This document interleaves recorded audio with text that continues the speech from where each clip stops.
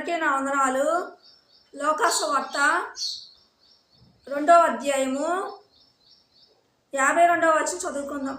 యేసు జ్ఞానమందును వయసునందును దేవుని దయందును మనుషుల దయందును వర్ధిల్లుచుండెను.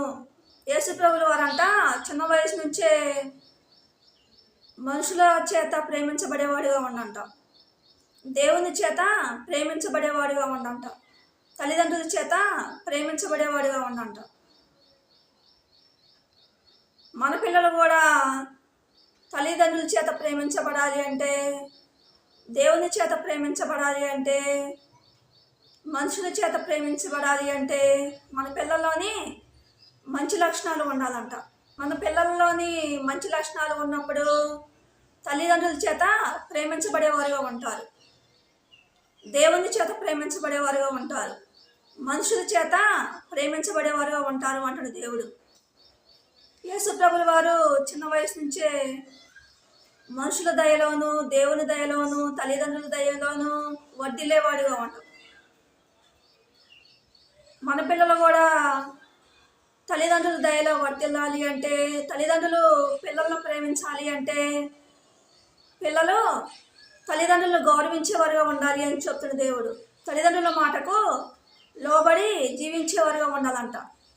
తల్లిదండ్రుల్లో ఒకవేళ చెడు లక్షణాలు ఉన్నా కానీ, తల్లిదండ్రులు మన మేలు కోరి మంచి మాటలు చెప్పేవారుగా ఉంటే మనల్ని సరిచేయటానికి, మన తల్లిదండ్రులు మన మేలు కోరి మన సరి అయిన మార్గంలో నడిపించడానికి, మనల్ని పరిశుద్ధమైన మార్గంలో నడిపించడానికి, మన తల్లిదండ్రులు మన మేలు కోరి మనకు మంచి మాటలు చెప్పేవారుగా ఉంటే, వారి మాటకు లోబడి జీవించేవారుగా ఉంటే మనకు మేలు జరిగిద్ది అంటాడు దేవుడు.